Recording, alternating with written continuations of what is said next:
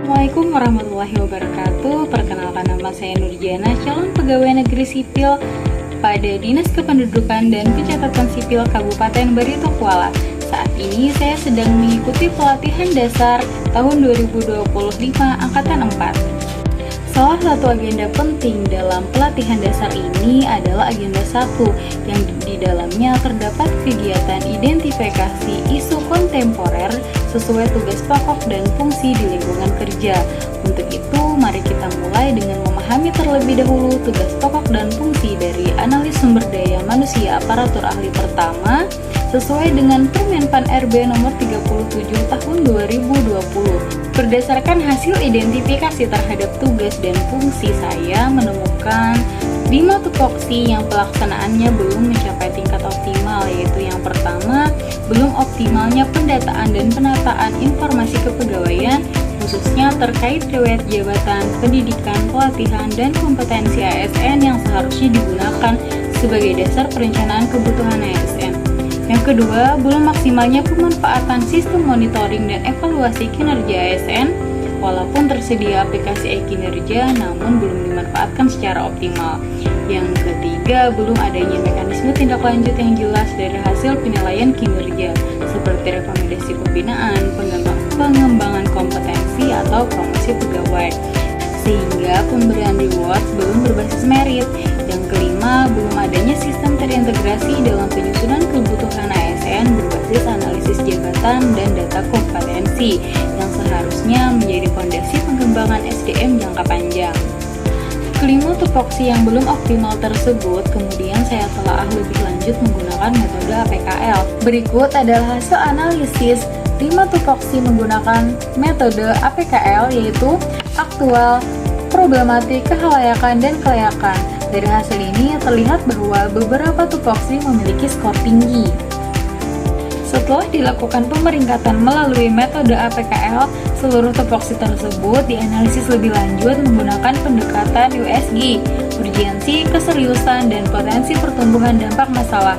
Melalui metode ini, saya dapat mengidentifikasi satu permasalahan utama, yaitu belum optimalnya pendataan dan penataan informasi kepegawaian.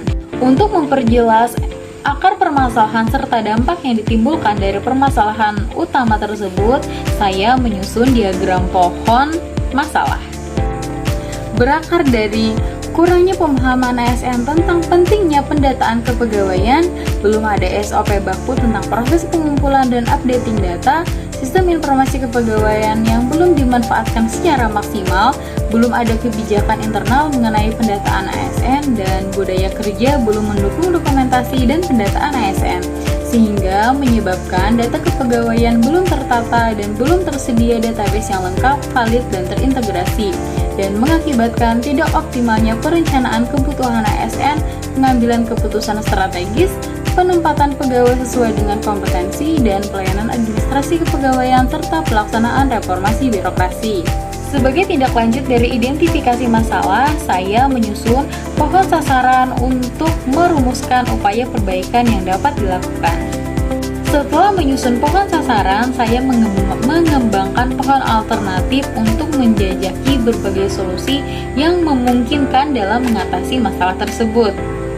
Mengadakan sosialisasi dan pelatihan kepada pegawai tentang pentingnya data kepegawaian dan cara input data yang benar, menyusun SOP tentang proses pengumpulan dan updating data, membuat database kepegawaian internal dan memaksimalkan sistem informasi kepegawaian yang sudah ada, mengajukan edaran dari kepala dinas atau sekretaris dinas yang mewajibkan tiap ASN mengupdate data secara berkala, mendorong budaya kerja datanya dulu baru langkahnya dalam setiap kegiatan SDM, sehingga akan menimbulkan dampak positif seperti optimalnya perencanaan kebutuhan ASN, pengambilan keputusan strategis, penempatan pegawai sesuai kompetensi, pelayanan administrasi kepegawaian, serta pelaksanaan reformasi birokrasi.